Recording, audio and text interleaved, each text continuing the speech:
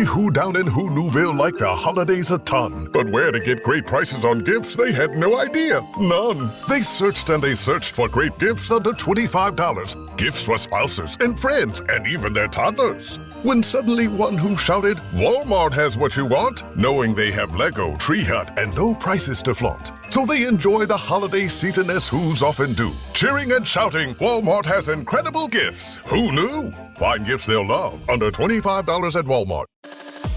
This episode is presented by State Farm. Having insurance isn't the same as having State Farm. It's like needing the protection of an offensive guard on the football field, but getting an elementary school crossing guard. Sure, they're both guards, but you can only trust one to keep your quarterback safe when the game is on the line. So don't settle for just any insurance when there's State Farm. Like a good neighbor, State Farm is there. This episode is brought to you by Casamigos Tequila. What do you bring to a holiday party?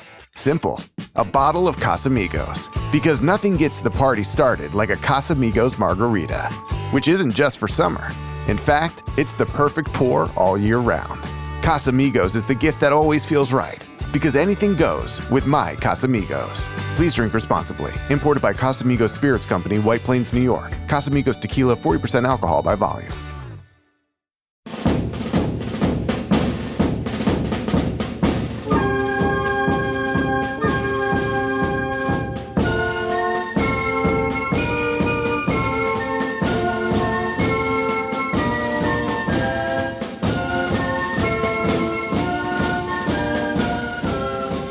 Hello and welcome to Away the Podcast. It's Martin here, and you're joining us today for another episode of On This Week, where we take a wander down Sunderland memory lane, looking at some of the brilliant and some of the not so brilliant things to happen on this week in the history of Sunderland AFC. There's no Kelvin with us this week, I'm afraid. He's still recovering from the Arsenal game by all accounts, but we do have the rest of our regular lineup with us. So first of all, we'll say hello to Andrew Smithson. Good morning, Andrew. Good morning, Martin. Are you well? I am very well, mate. Yes, very well indeed. And, I know we're talking about old stuff and historic stuff today, but everything that's going on in the present day, it puts a little bit of a happier light on some of those things, and it makes those good moments even better at the moment, doesn't it? Definitely. I think we've all got a bit of a spring in our step at the moment. Although I must admit, yesterday evening I spoke to a couple of people and had some very kind words from these lads. They're both big listeners to the podcast. They were very complimentary. They seem to enjoy it. It was lovely for them to say these things, really kind. And I as a bloke, when you get a compliment, it's hard to know how to react. But then afterwards, I was thinking, oh dear, it's a bit like the vote of confidence from a chairman now. I'm under pressure. We're all going to have to make sure we keep up these standards or people are going to be throwing us out on our ears. Well, it's quite funny you mentioned votes of confidence, because there is one later on in this podcast. So you have to stay tuned to see if it's you or whether it's somebody else who gets a vote of confidence at some point later on. Also joining myself and Andrew is, of course, Chris Wynn. Morning, Chris. Hello. And yes, Kelvin, you heard him in the pub afterwards. We're keeping ourselves right for our On This Week, making sure we're 100% fit, match fit. And he goes out on the lash for the lads, doesn't he? Puts himself out of the next On This Week. Unbelievable behaviour from Kelvin. But yes, and the other thing I was going to mention, it's nice to know we've got two listeners, which is always a bonus, isn't it? It is. It's double the number I thought we had, but there we go. Right, we will get stuck into everything and anything that happened on this week between the 17th and the 23rd of November. And to kick us off, we're going all the way back to 1888 because Sunderland beat Newcastle East End, who, of course, became Newcastle United. 2-0 in an FA Cup third round qualifying game. And that set up a pretty enthralling prospect, because it set up the prospect of a local derby, an even more local derby than playing Newcastle East End. It set up the prospect of a local derby against Sunderland Albion in the next round. 1923, Charlie Buchan scored a hat-trick for the lads, who beat Blackburn 5-1 at home. And that was his fifth and final hat-trick for Sunderland. 1956. Now, somebody who mentioned last week, Alan O'Neill, who was also known by, what was his name, Andrew, before he became Alan Hope. Alan Hope, that is. So he must have became, I was listening last week, I promise. He must have changed his name from Alan O'Neill to Alan Hope, did he? Or was it the other way around? I thought that was the right way around, but now there's that dreaded vote of confidence. That's right. Now that I've been put on the spot, my brain's my brain's playing games with me. Anyway, whatever name he was going under at the time, he made his debut. Alan made his debut. Top heavy Al, we'll call him. Big Al made his debut against Cardiff. We got beat 1-0. Don Revie also made his debut in that game. Now, last week, Kelvin did a brilliant deep dive on Stan Cummins in 1979 on this day. Stan Cummins made his debut for Sunderland in a 3-1 home win over Notts County and got a goal as well. Scored in his debut. Now, 2002, I think you'll both remember this game pretty well. This was a rare highlight in Howard Wilkinson's tenure as Sunderland boss, because we went to Anfield and we somehow, I'm not sure how, we somehow emerged with the goalless draw. Jurgen Macho played the game of his life. And, you know, it's funny when you kind of look back on this season, because we all know how Howard Wilkinson's tenure at Sunderland played out, and we all know how badly that season played out. But this was our 5th game unbeaten under Howard Wilkinson. We'd gone on a little bit of run. We talked about the Spurs game last week where we won 2-0 and Niall Quinn had announced his retirement on the same day. But it kind of looked at this point, Andrew, as if things might be going all right. Yeah. It's funny when you look back on these things, because as soon as you mention Howard Wilkinson, there's a groan and a roll of the eyes. Did you mention the goalkeeper there, Martin? I think I did, and I've just remembered I forgot to tee you up for the quiz question from last week. It's quite all right, because I was busy checking through the pages to work out whether it was Hope to O'Neill or O'Neill to Hope, so I missed that. So I'll give you 2 quiz question answers now. Yes, here we go. He was born Alan Hope and he became Alan O'Neill. There you go. Which we all knew, but just caught us on the hop there. And yes, the quiz question from last week was who was in goal for us the day of this particular game, and it was Jurgen Macho, who just had a brilliant game. He just the stats must have been phenomenal. The amount of saves he made, he was on top form. And yeah, things were starting to look decent under Howard Wilkinson. We'd gone a few games unbeaten. We were starting to get a bit of form and a bit of confidence behind us. And to be able to go to Liverpool and get yourself a point is really good going, particularly in that fashion. I think if you come away from somewhere having been really under the cosh, but you've been able to knuckle down and see yourself through, that gives you a real boost. It's just unfortunate that after that, we then lose the next 4 games and things start to go wrong.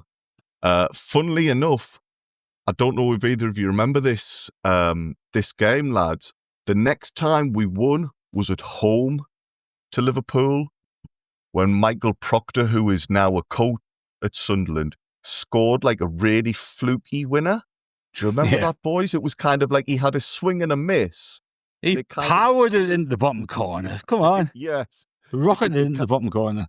It caught the defence out, his initial attempt. So I wonder if that's what he's doing on the coaching ground at the Academy of Light, trying to tell Wilson Isidore, the best way to score is muck it up first time round, get the defence confused, and then you can just finish it off from there. No, it's quite interesting when you look at that run, because we got beat off West Ham. I think we talked about this game briefly a few weeks ago. We got beat off West Ham in Wilkinson's first game. We went away to Bolton and drew 1-1. Went away to Charlton, drew 1-1 as well. You kind of go, okay, a couple of good away draws there. We looked solid. We went away to Arsenal in the League Cup, beat them 3-2. And you're going, something might be happening here. We come back to the Stadium of Light. We beat Spurs 2-0. You go, things are picking up here. We'd moved up from 19th place when he took over to 16th. And you think, oh, all right. Go away to Anfield, draw 0-0, pick up a point. And then you've got this little run of games. You've got Birmingham at home and away to Chelsea, and Man City at home in the league, and Sheffield United in the League Cup in between that. You know, we could pick up a few other points here, progress in the Cup. And of course, we lose all 4 of those. The next match after that's a Liverpool game, which we win.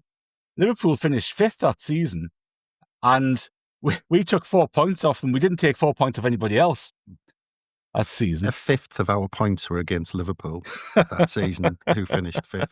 I mean, more than the 5th, yeah. I'm listening to you guys were almost chuckling away, saying, "Oh yeah, we had a bit of confidence." I can't remember any bloody confidence at the time, but I mean, on paper it looks canny. But draws at Bolton and Charlton, all right, a bit kind of solid, I suppose, a bit more. But it was funny. I was just kind of looking back on it, and Liverpool attempts on goal 21, Sunderland attempts on goal 0. And basically and it was interesting reading because in midweek it was Julia's Liverpool at the time. They actually drew 3s each away at Basel, and they failed to qualify for the second group stage. I don't know if you remember, it was the period where the Champions League had 2 group stages. Like the last 16 was already it was like 4 groups of 4, and then they went through the last 8, but it only survived a couple of years. Interestingly, it survived a couple of years because there was a backlash against the amount of games, and now we've got a bloody league system that goes on forever until March or whenever it is. But there was, Macho, we've already said, was throwing himself at things, and George McCartney headed off the line from Danny Murphy. They had efforts: Marcus Babel, Smitzer, Michael Owen, Murphy, Heskey, Duff, John Arna-Risa, all had efforts, either saved or went wide. I've got a quote here from Mike Ellis, who was writing in The Sun. He said, "Sunderland is such a boring side, you would not cross the road to watch them unless you were a Mackem. Wilkinson can take this as a compliment, as he has maximised the resources at his disposal and drilled them into a solid, if unspectacular, unit." But the genius, though, from Howard Wilkinson after the game, I mean, we're talking about Regis Lebrice now with his game plans, and he goes to Chelsea with a game plan, and Arsenal come to town, favourites, for the Champions League and Premier League, and Regis Lebrice has got a plan. Here's Howard Wilkinson's comments about his plan. He said, "We had a plan, and the keeper allowed us to stick to it." What? So you just allow the opposition to pepper your goal and hope the goalkeeper saves it. Is it a good? And it's interesting as well because actually, he was he'd only played, I think, because Mark Poom was on his way. He was about to sign on loan. It had kind of already been announced, I think, that he was going to sign, but he hadn't quite arrived yet or was able to play, which was a really strange thing that would loan Mark Poom from Derby County. But the other comment I wanted to pick up on after this game was about Tor Andre Flo. Howard Wilkinson said about him, he said, "When I arrived, he was like a baby giraffe who had just popped out onto the veldt, but he's got stronger." So it was like an infant giraffe. A toddler giraffe. A giraffe with a monkey on his shoulder or a monkey on his back or whatever Howard Wilkinson used to come up with. Well, it was obviously Howard Wilkinson's motivational words that were maybe to blame for us going on this run afterwards, because Jurgen Macho, who we'd mentioned, was only in goal because Sorensen got injured at Arsenal in Reed's last game in charge. Thomas Myra, who had been signed as a reserve goalkeeper that summer, he came in to replace Sorensen, played against West Ham. He got injured after half an hour at Bolton in that second game. And we also lost Claudio Reyna that game as well in the first half. So to be fair to Wilkinson, he was dealt 2 big blows. We actually went 1-0 up in that game, and Phil Babb scored an own goal to equalise for Bolton. But Jurgen Macho came into the side. He played the next few games. And after this game, Wilkinson was talking about Macho. He said, "Oh yeah, he did well. Just as well, because when he arrived, he couldn't catch a beach ball." So again, in terms of motivational qualities, there was something left a little lacking, I think. I mean, that should be the title of this pod, really, shouldn't it? Howard Wilkinson was unlucky. But it was a real strange one, because I remember thinking, I mean, we've talked about it in the past because we talked about Steve Cockle, but It was a real interesting one with how long he'd been out of the game. And I remember talking to my brother at the time because football was kind of going in a slightly different direction with kind of sporting directors and coaches. And, coaches was the in thing. It was kind of starting to veer that way from the old kind of I'm the manager and I rule the roost. And we brought in Howard Wilkinson, who we thought, well, if he can get that side of it, and we've got a good coach in Steve Cockrell, then why not? But we were just clutching at straws. And it's funny with these comments because it's almost Howard Wilkinson came back into the game managing like he had when he was in club football, and I think everyone started to realise actually football in that time. What was it? I'm sure it was about 10 years he was out of club football. Would have been, maybe not quite that much. I think it was kind of 8 years or something like that.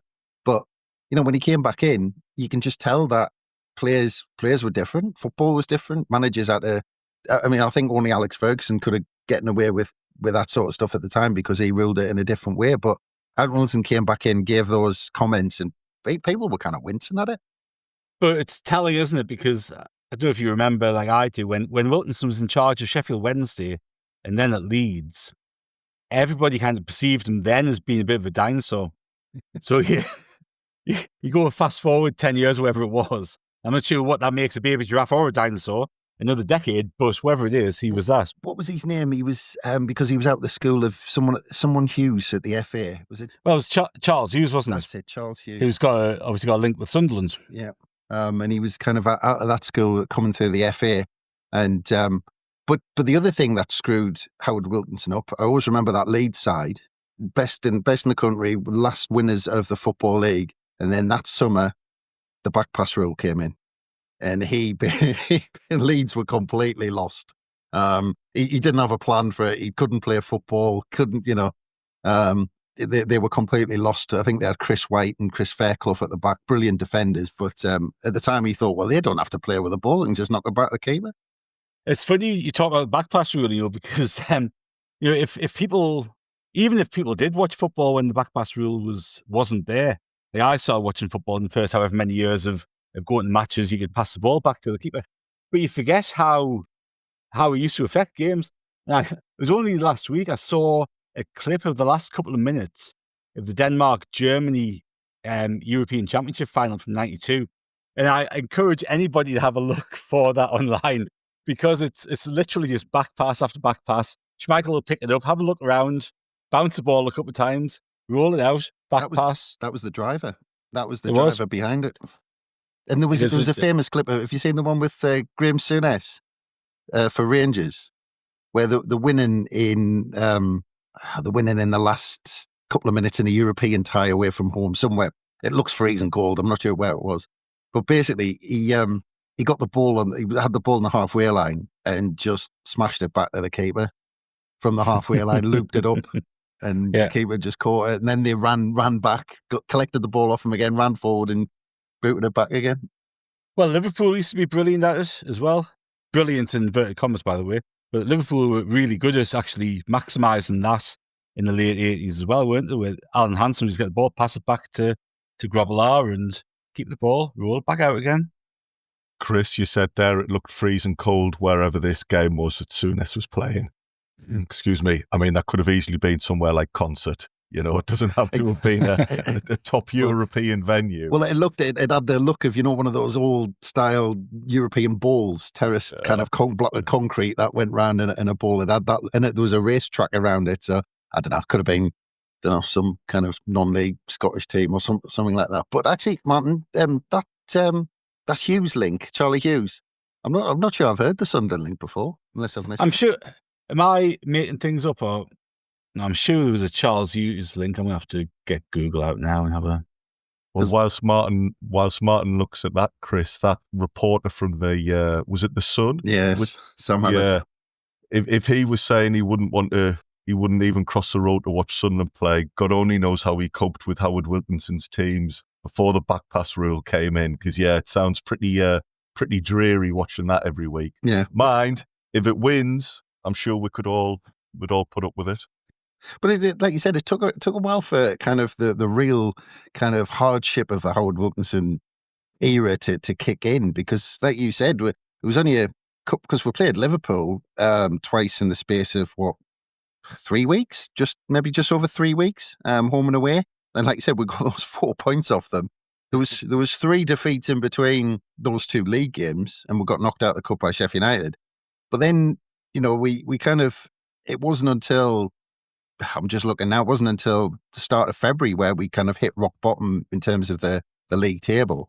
And I can't remember at what point Mick McCarthy's first game was. I want to say that it was maybe after the hammering at Spurs, maybe. But yeah, Fulham. I think Fulham was his last game where we got beat off Fulham at the beginning of March, where we were completely rock bottom and lost a few in a row. But yeah, it took a while. But yeah, it was just such a strange one, because I remember the Peter Reid era coming to an end and us all thinking, well, that's all well and good as long as you make the next decision, the right next decision. And there were some big names linked. I mean, for all his faults, David O'Leary was linked at the time, and we had I think Mick McCarthy was obviously up there, and we went through them the other week. I think some of the other names who were linked, but we had some decent names, and we were still 40 odd thousand then. You're looking 25 years ago, we had one of the best new stadiums in the country, and yeah, it was just a really bizarre appointment. And even, to be fair to him, Bob Murray writes in his book, and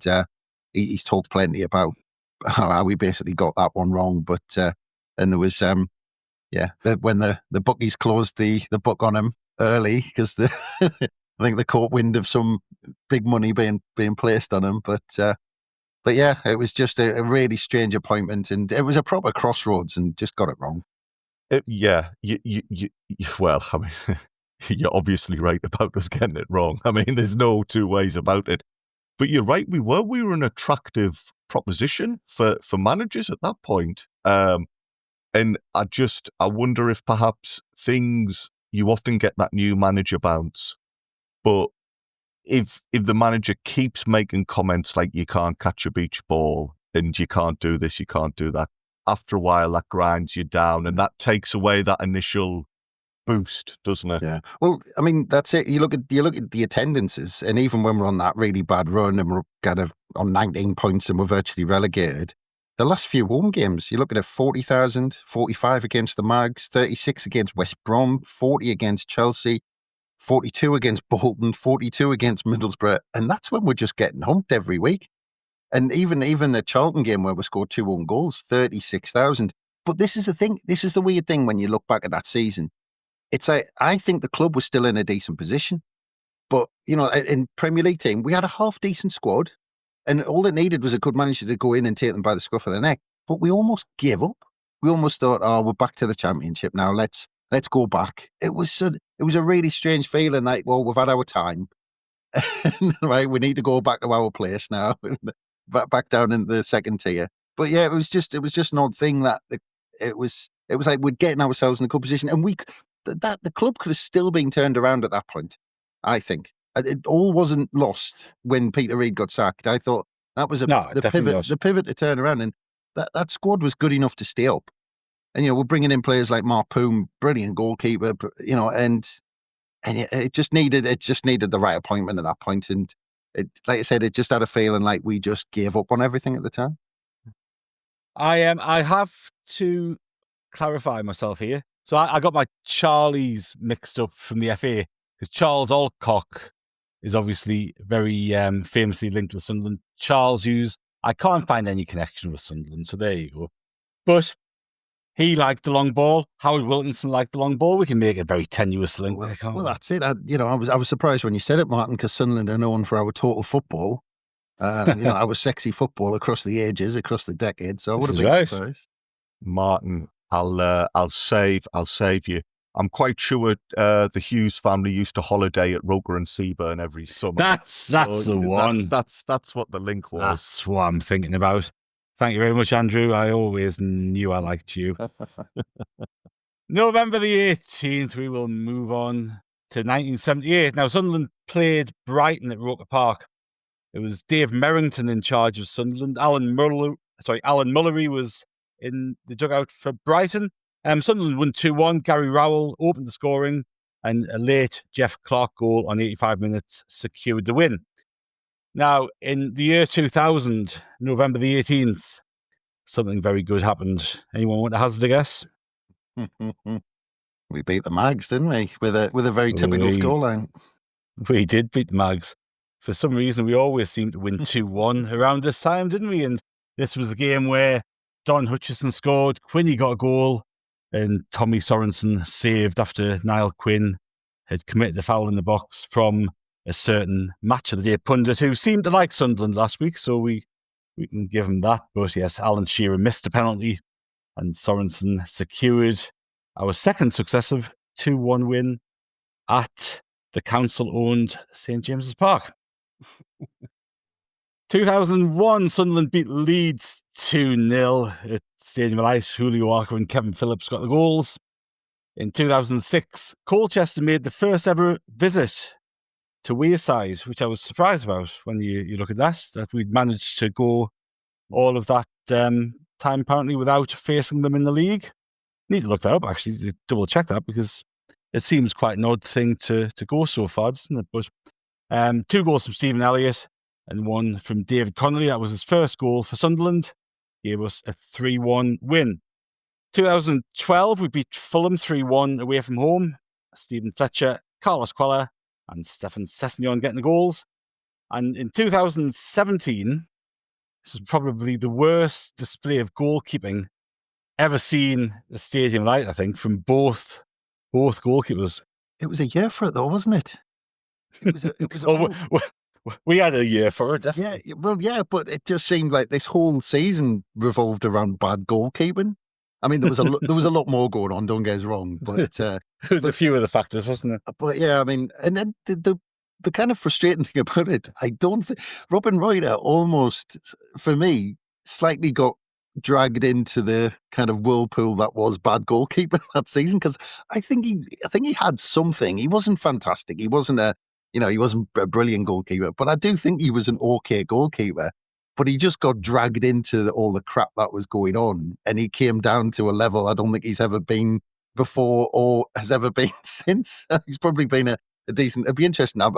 You'll seem to be looking something up. It'd be interesting to see where he's gone on to, because I haven't followed him. But the other interesting thing that I hadn't realised at the time was Aidan O'Brien and Conor McLaughlin were in the Millwall side that day, which I hadn't actually realised. But yeah, I mean, but the other thing with Reuter, I mean, both goals were carbon copies of each other. Oh, it was exactly the same. Exactly the same. Exactly the same. Yeah. If you'd showed the same one twice, you'd probably shrug your shoulders and go, "Yeah, okay, that was the 2 goals. I've seen the 2 goals now."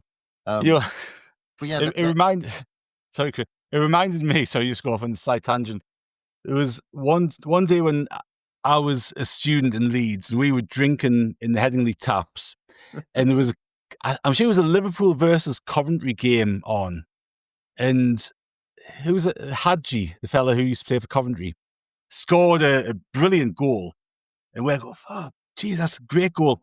And then one of my mates went to get a pint, came back, and turned out and goes, "Shit, he's done it again!"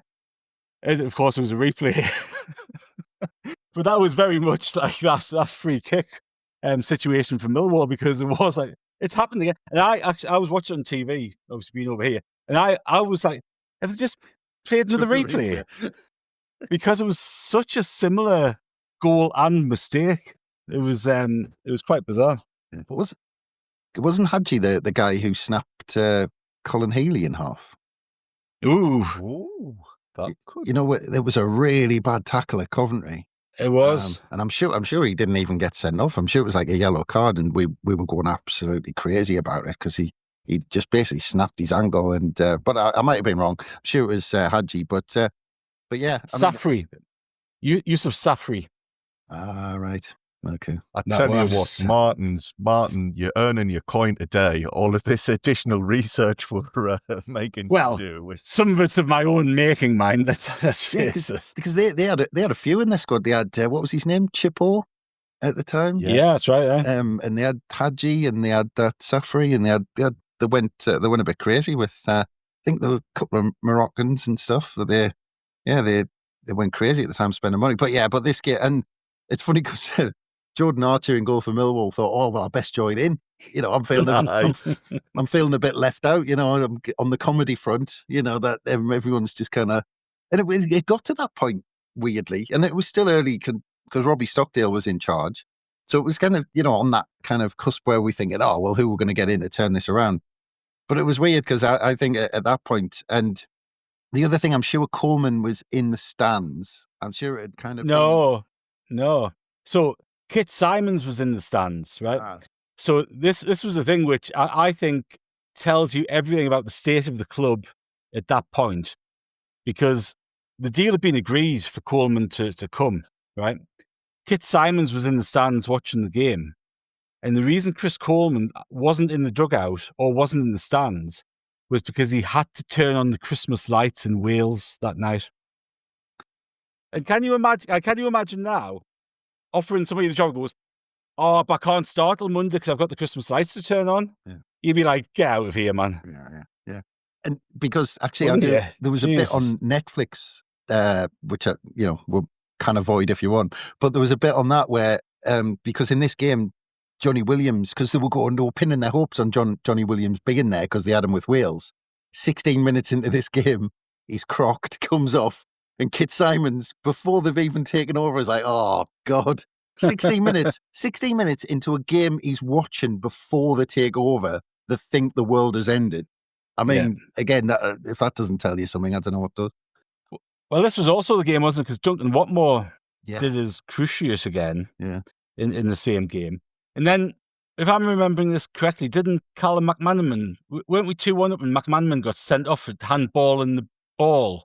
That was it. Yeah, it was a different one. Not this. Was that a different game? Because McManaman came on for Watmore because Watmore got injured just before half time. McManaman came on.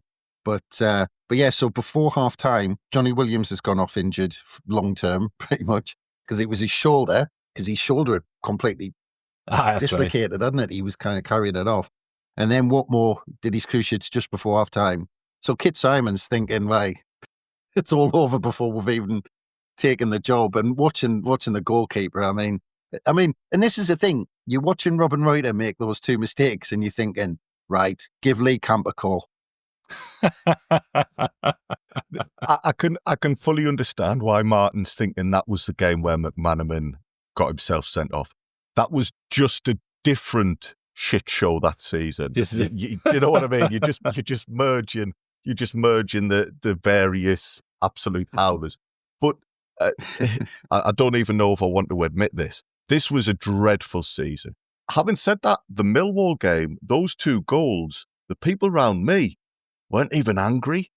Yeah. They were just, people were kind of like stifling laughter. They didn't know what to make of it. Yeah. But for all of the problems that season, I vividly remember the day Lee Camp signed. Me and my best mate went to watch the under-21s and we're on our phones watching the deadline day news come through. And I turned to him and say, hey, Lee Camp, that's a great signing. That's safe, isn't it?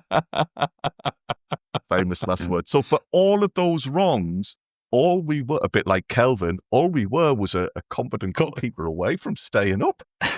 Well, the thing is, you talk about the other goalkeeper, but Jason Steele's on the bench watching Robin Reuter make these mistakes. But Jason Steele was at a place where he didn't even want to be on the pitch. He'd had enough. So we had a goalkeeper watching the other one make mistakes who didn't really want to be on the pitch. The other one was making mistakes because his confidence was shot. And then, we get Lee Camp to ride in on his, knight in shining armour. That McManaman sending off was Coleman's first proper home game, rather than his one where he had to turn on the Christmas lights instead of managing the club. And those two goals by Millwall, it's the same mistake from free kicks in roughly the same position, taken by exactly the same player, 4 minutes apart.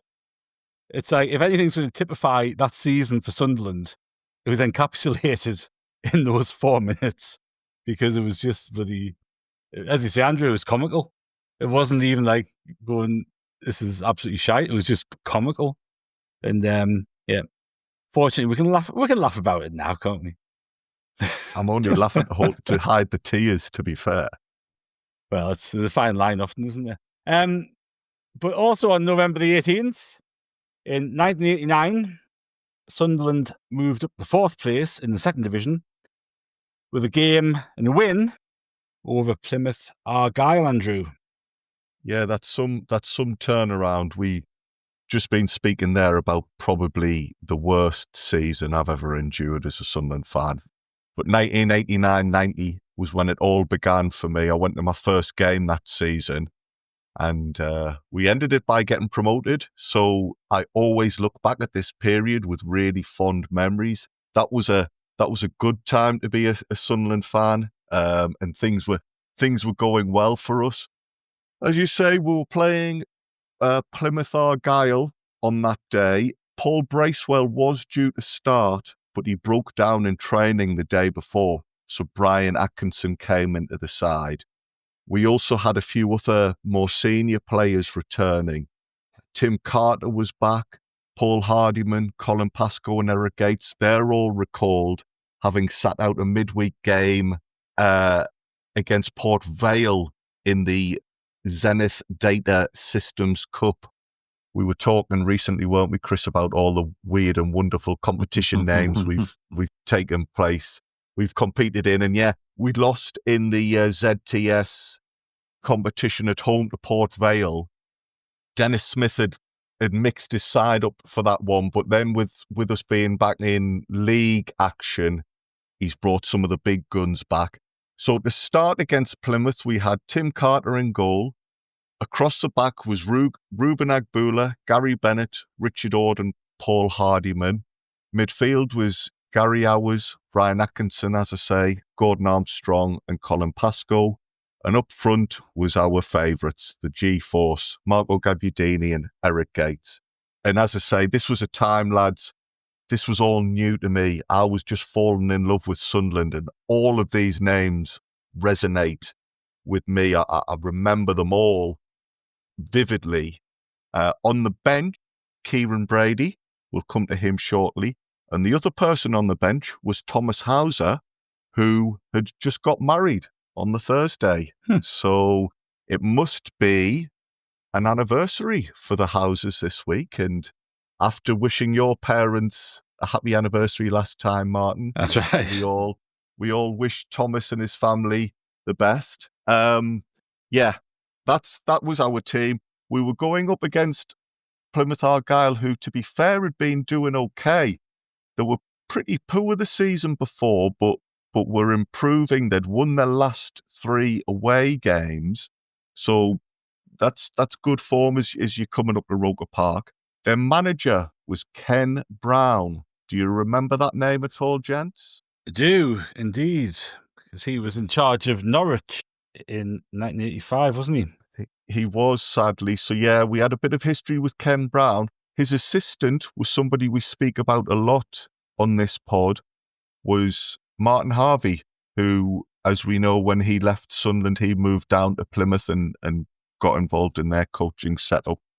Martin Harvey, to be fair to him, the first goal, which we come on to, there was claims of offside, but Martin Harvey said, no, we're not going to use that as an excuse. It was a legitimate goal, and really, we need to look at ourselves rather than blame the officials. As I say, Plymouth are in decent away form, but that is a long trip from down south up to Wearside, and I wonder if that was a factor in how the game started, because we went 1-0 up in only the 2nd minute. This is the goal where there's a query about offside. If you look at the footage, lads, it is just the most basic goal going. And if you want an example of a team not getting off the coach properly, this is exactly it. Richard Ord's got the ball just outside of our box. He just plays this long ball right through the middle of the pitch, and the Plymouth defence are nowhere to be seen. I think that's maybe why a couple of people wondered if Marco Gabbiadini was offside, because there was just nobody near him. But he runs onto this long ball. He can't believe his luck. And I think sometimes in moments like that, particularly early on in a game, you perhaps snatch at a chance like that. But what he's really good at doing is just slowing everything down, waiting for the goalkeeper to commit, and then he just side foots the ball into the net. It's the most basic of goals you'll ever see, lads. I don't know, do either of you remember that game at all? I do. I was there. I remember being there. Yeah. Well, nice early start, and as I go through it, Martin, if I say anything that doesn't tie up with your memories, please just pull me up on it. After about 11 minutes, we're already 1-0 up, and it looks as if it's going to be 2-0 when Gary Hours puts Marco Gabbiadini away. But a Plymouth defender called Adrian Burrows tackles him from behind. It's a really cynical foul. And in the Sports Echo that night, Jeff Story explains that really it should have been a red card. But for whatever reason, it's only a yellow. Plymouth stay in the game for a little longer. But, it doesn't take us much before we do go 2-0 up. Again, Gabbiadini's involved. He's fouled by a player called Nicky Marker, whose name I've heard a few times. He must have had a decent career. He played for Sheffield United and Blackburn, maybe? He was in the squad. I think he was in the squad when they won the Premier League. Oh, really? I think so. Oh, good going.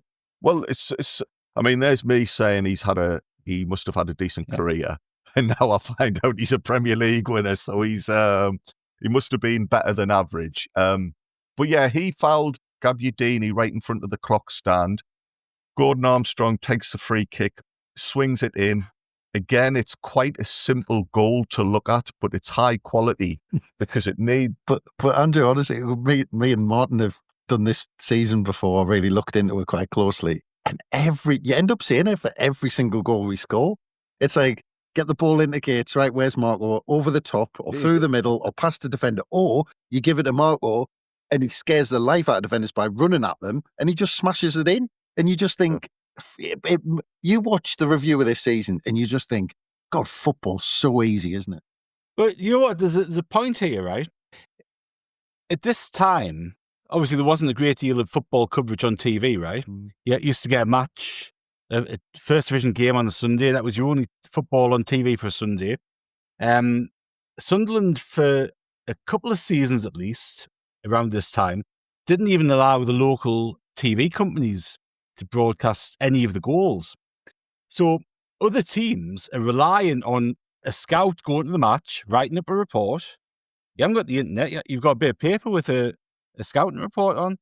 So you could probably get away with doing the same type of thing over and over again because it's not getting publicised now. You compare it to today. How long did our long throws stay a secret for? A game. Yeah. Really, that was it. And everybody knows about them. Arsenal set, all that sort of stuff. It becomes really common knowledge very quickly because of the way that media works. So there's probably a little bit in that. If it works back in 1989, just keep on doing it. Just want to quickly point out that the coverage of our games at Roker Park weren't a strategy, was it? It was down to money. Just I thought. Oh, it wasn't Bob Murray being like tactical and strategic. Well, you say that, lads, but maybe these scouts were getting very good hospitality from us, so they didn't click on to some of these tactics. But yeah, you're right. A lot of goals were similar, and Ken Brown must have been furious because when you're playing Sunderland in that era, what's the last thing you say before sending your lads out onto the pitch? Keep it tight. Don't give Gabbiadini a sniff. And by the time Ken Brown's taking his seat in the dugout, it's like, all right, so you didn't listen, did you? Because Gabbiadini's already scored.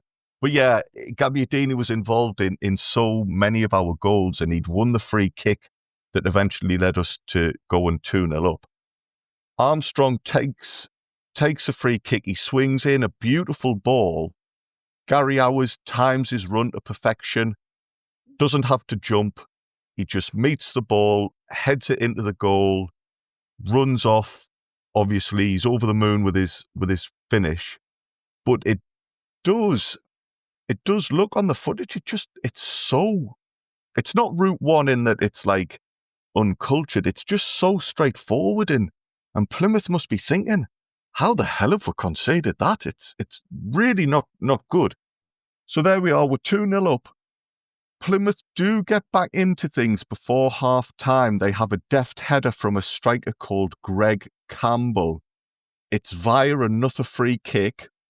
So they think, oh, we might have a sniff here now. But between then and the break, Colin Pascoe suddenly bursts into action and has a really lively spell. That kind of kills off Plymouth's momentum, although they do have a chance when Paul Hardiman slips over and Tim Carter has to race out and punch the ball away in like kind of a last gasp movement. You'll probably remember at the time that season, Tony Norman had a long layoff with, I think it was a hand or a wrist injury or something. Yeah, I think it was, yeah.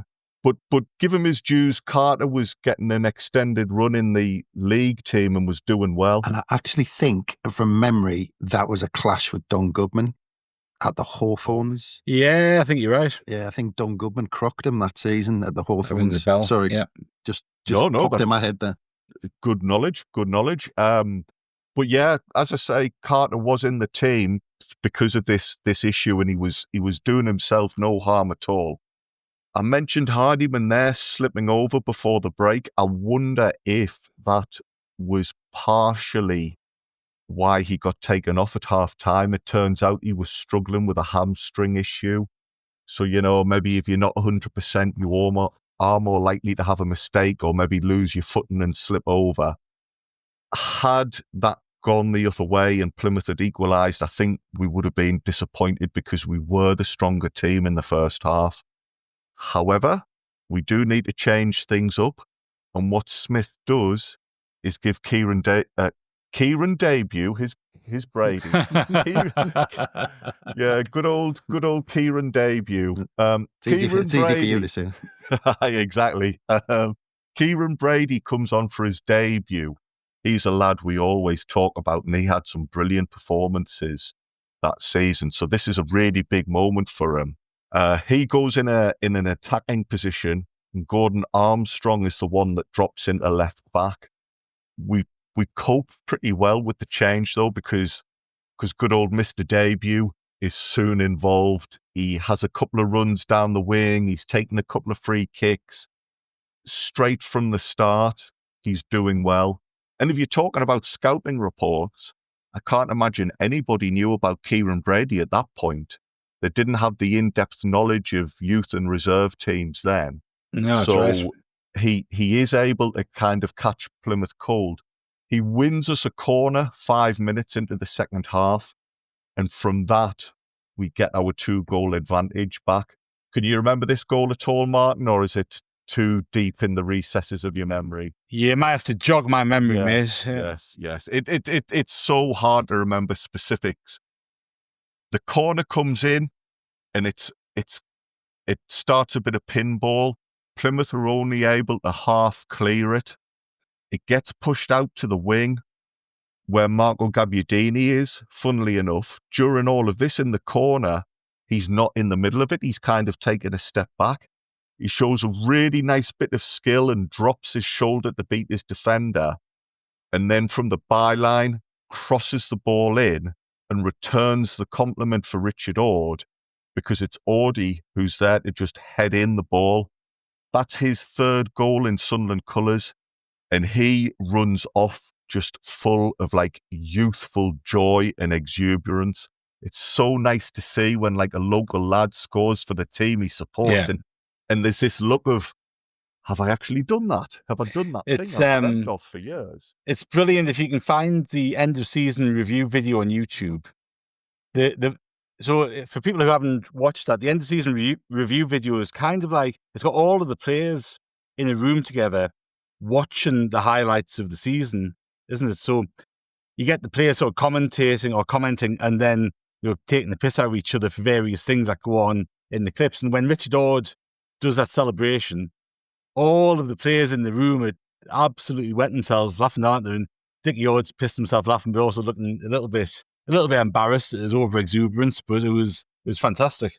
That was going to be my next point, to point people towards that footage, because that video is an absolute thing of beauty. Oh, brilliant!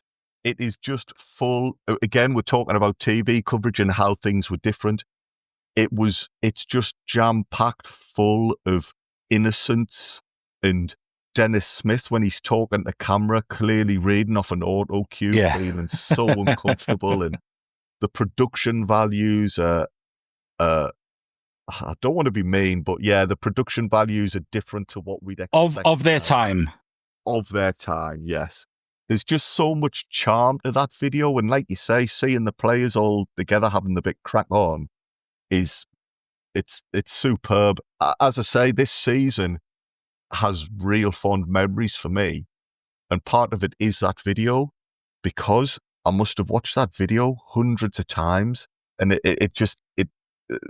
it's one of the reasons why things are so vivid in my memory.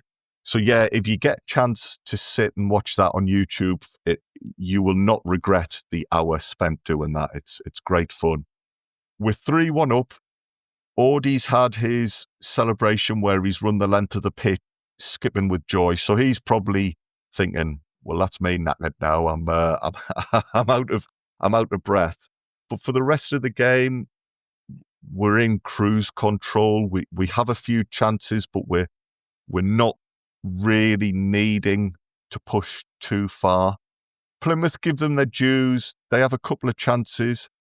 David Byrne lobs Tim Carter, and Gary Bennett has to rush along and clear the ball off the line. Byrne then has the ball in the net, but it's ruled out for a clear offside. So David Byrne's having a road to nowhere there. Things aren't going his way.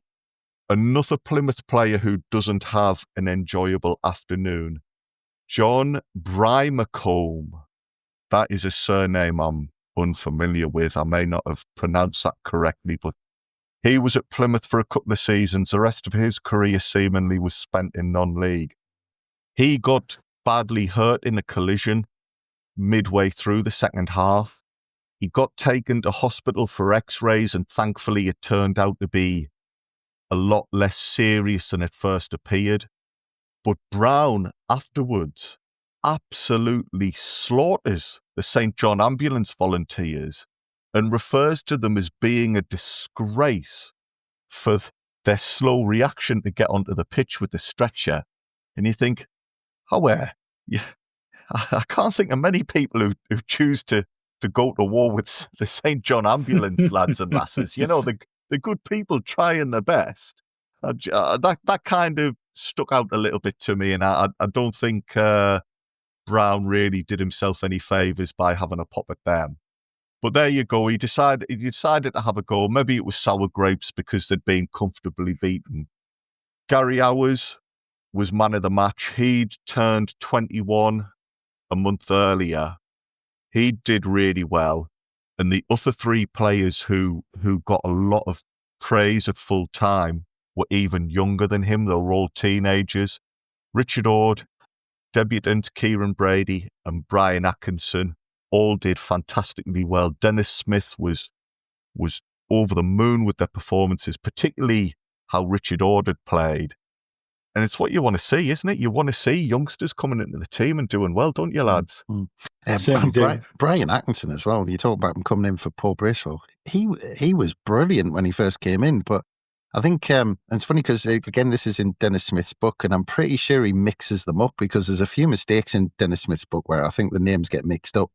And I'm sure he mixes up Paul Atkinson and Brian Atkinson because he tells a story about how when they were on away games, he would be sitting in the kind of reception or the bar or whatever, and he'd see, like, you know, the room service going up, and he'd see like piles of chips or burgers and stuff like this, and he'd be like, right, I'm just going to see where this is going, and it'd be going to Brian Atkinson's room, and he was just like, whatever we could do, we just couldn't stop him kind of just eating crap and all this sort of stuff. And you could see, because I mean, he was never the kind of, he wasn't an up and down midfielder. He wasn't kind of, you know, get on the edge of both boxes within a minute.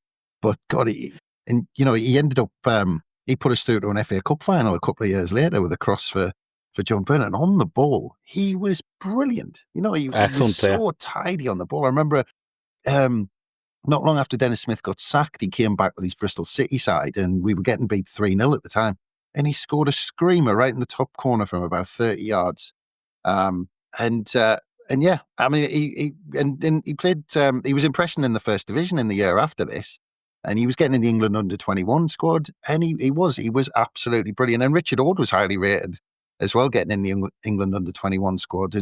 But you see about that with Gary Hours. He just turned 21, and he was one of the elder statesmen, because this was like his third full season as an ever-present, 21 years old, and these young lads. But sometimes when we talk about Dennis Smith, it ends up coming on to this fact of how many players he brought through. No, it's exactly it. It's with Dennis Smith's book, the thing that always makes me laugh and then also makes me a bit sad, because it should be one of those things that's right. In the captions on one of the photographs, he talks about my captain at Sunderland, Dave Bennett, which Oh dear. It immediately puts a little seed of doubt in your mind. But the Plymouth game that we're talking about, Andrew, here, I was reading the match report earlier, and 3 things stuck out to me in this match report, right? So one, the comments on the game being really poised quite tightly, it must have been 2-1, and said there was no better illustration of the teamwork that the Sunderland side has than Marco Gabbiadini's outstanding covering tackle as he found himself the last line of defence when Kevin Hodges raced clear on the right flank midway through the first half. So it just typified the ethic and the desire to work hard for each other, because we talk about Marco as we can any chance we get, but it's always from the attacking perspective. But he was a very hard working player as well. He did do his shift for the team, and it was interesting to kind of see that mentioned. The other bit where he said Dickie Ord scored the goal and then he'll have been chilling out for the last bit of the game. It said, as the final whistle blew, Ord was deep in the Plymouth half, attempting an ambitious Dennis Chewett-style dribble up the left flank, which is quite funny as well. But it talks about Ken Brown after the game, and it said he's holding court in the Roker Park press room after the game, and he's complaining about the referee, complaining about the linesman's performance, complaining about the 11-hour journey from Devon that they've had to endure, complaining about the performance of the St. John's ambulance men, whilst swigging whiskey from a pint glass. So there you go. Ken's holding court after a long day. Which I thought was brilliant. It was a massive game though. They were only 2 points behind us. They were they were doing well, and that was the thing. I think they kind of set themselves up, and were having a good season. He got them playing well. It was on paper it was going to be a really tough game. It was going to kind of see who was going to be up in that sort of top third of the league come the end of the season. Unfortunately, we managed to come out on top. Yeah, it was an important game. It was only towards the end of the season that Plymouth started to drift away. But in the build-up to the game, they were being referred to as a surprise package. Yeah. So there you go. They were probably all scared of getting a strip teared off them by their manager whilst he's swigging from a pint glass. Just a couple of things to round off there. The attendance, if anybody was interested, was 15,033. And later that evening, so the same day, but at 8 o'clock that night, the Sunderland 76ers, who were our basketball team, narrowly went out of the NatWest Trophy semi-final at the Manchester Giants. Apparently, they gave them a real good go, but they only lost by 4 points on aggregate, which is pretty fine margin in basketball terms. Prior to the game, though, the link to Sunderland AFC was that Steve Smelt and the club had invited a couple of the basketball players down to Roker Park for a bit of physiotherapy and to use the facilities whilst they were dealing with injuries. One of them was an England guard. I don't know what position that is in basketball, but he was called Steve Nelson. He was playing for Sunderland and playing for England. And there was a couple of other members of the squad asked down. The following day, they did respond by losing the semi-final. They absolutely thumped London Docklands in the Carlsberg League. But it was just nice to see that these two Sunderland clubs working together, Sunderland 76ers had been national champions a couple of times in the decade. They'd qualified for European competitions. They'd never reached the cup final, which is why I think this was a big game for them, and Sunderland AFC were kind of helping them with the preparations. Bit of a shame they lost then, but it was just nice to see in the Echo those basketball players being, as we like to say, felt by smelt in the build up to the big game. I thought that was quite a nice little side story to end off with. It certainly is, and at that point we'll take a short break. We'll be back very soon. Introducing Oakley Meta Vanguard, the new performance AI glasses designed for athletes. With hands-free capture on an action-ready ultra-wide camera, powerful open-ear speakers, and built-in Meta AI that syncs with your Garmin devices for real-time insights while you train. Take your performance to the next level with Oakley Meta Vanguard. Athletic intelligence is here. Learn more on meta.com. Meet the computer you can talk to. With Copilot on Windows, working, creating, and collaborating is as easy as talking. Got writer's block? Share your screen with Copilot Vision to help spark inspiration, and use Copilot Voice to have a conversation and brainstorm ideas. Or maybe you need some tech help. With Copilot Vision, Copilot sees what you see. Let Copilot talk you through step-by-step guidance so you can master new apps, games, and skills faster. Try now at windows.com/Copilot. Welcome back to How We're the Podcast. You're joining us for another episode of On This Week. And we are heading straight to November the 19th. And in 1947, somebody who we've already spoken about a little bit in this podcast, Dennis Smith, was born in Stoke. In 1960, Sunderland played a game at Roker Park. We beat Orient 4-1. And the notable thing about this was apparently it was a very foggy game. A writer by the name of A. Smithson wrote a piece on the website for it a few years ago.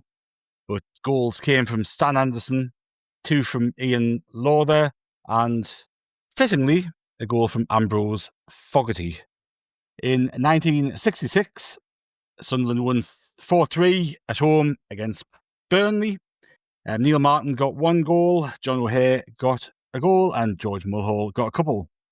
Now, in 2016, this was a rare high point for David Moyes as Victor Anichebe turned on the style and Sunderland beat Hull 3-0 at the Stadium of Light. And, it must be the week for it, mustn't it? Because just like the Howard Wilkinson spell in charge, you get a little bit of hope drip-fed to you during this week in Sunderland history. And that was certainly our little dollop of hope for that season, as you kind of go, oh, maybe he's got it. Maybe he'll turn it around. But, of course, he absolutely didn't. And in 2017, just a year later, Chris Coleman had turned on the lights for Christmas and has made his way up to Sunderland to officially take over the job as Sunderland. I think he was head coach, wasn't he, rather than manager? I think he'd assumed that. Was he head coach or was he manager? I'm doubting myself there. I think he was a manager. I don't think we were clever enough to appoint a head coach. Just because he's not here, I have no doubt whatsoever that as you keep referencing the Christmas light switch on, as Kelvin's listening now, I bet he's got 3 or 4 top quality puns to throw in about, I don't know, was he able to power up the team or something like that? Well, I was thinking when you were going on about basketball, I was actually thinking, what would Kelvin say here? That's what was going through my head. Yeah, that was asking for one of his nice little chip-ins. I wonder who Coleman thought was going to be a star. Very good. Very good. There you go. Embrace my inner Kelvin. 20th of November, 1885, George Holly, famous Sunderland forward and England national, was born in Seaham. George Holly surely would have been a good booking to switch on the Christmas lights. It was seamless, wasn't it? Ivy. It was seamless. Well done. I wonder if his wife was called Ivy. There you go. 1926, Sunderland played Arsenal at Highbury and we won 3-2. Billy Ellis, Dave Halliday and Bobby Marshall got the goals for Sunderland, but Charlie Buchan, who we mentioned earlier in this episode, opened the scoring for Arsenal on that day. Yeah.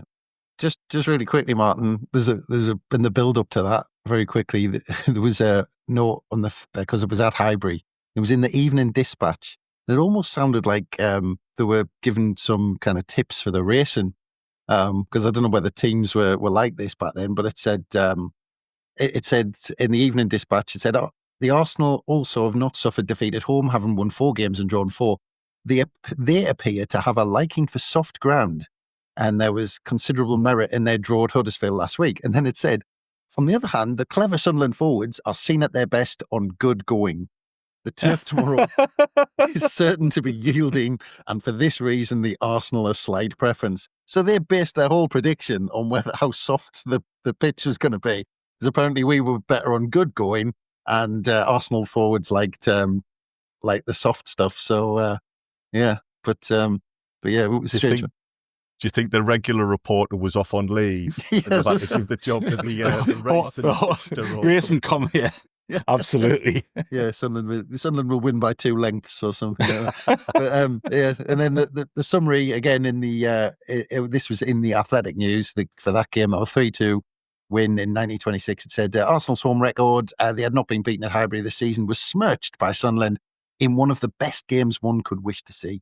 It was a game in which neither side deserved to be defeated, though there was just that little bit of extra polish and decisiveness about the finish of the play of the weir-siders that decided the issue. So clearly it had some rain overnight or something like that. So yes, so in 1926, Sunderland won by a nose against Arsenal. 1970s. Sorry, gents. It's not even worth interrupting. I was just wondering if Paul Furlong was playing for either team that day. Nay. 1976, Ray Train and Bob Lee scored 2 goals as Sunderland won 2-1 at home against Spurs. But, we talked about those little sprinklings of hope that happened on This Week in History. That was our last home league goals for almost 3 months, as we went on an awful run of league games without scoring. Now, 1993, Terry Butcher's Sunderland played Southend at Roker Park, and predictably, it ended in a Southend win, and predictably, Brett Angel got a goal. Barry Fry was in charge that day, and I was trying to rack my brains as whether that was the game that Barry Fry legged it down the touchline or not. I think it might have been it was when Collymore maybe played in the one, was it 4-1 the one? 4-2, wasn't it? It was maybe the season after, was it the season before? But I'm sure that was a game where Tony Norman's hand hit the post when he was trying to throw the ball out. It sounds quite fitting for that era, doesn't it?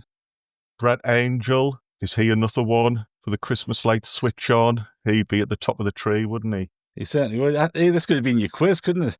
How many Christmas references have we advertently or inadvertently made during the course of this podcast? But it was a funny one, wasn't it, with Southend? We seemed to go through a little spell, and it might have only been 2 games, but in my mind, it just it's kind of provided everlasting scars. But playing Southend at home, they just came and turned us over. Yeah, I think.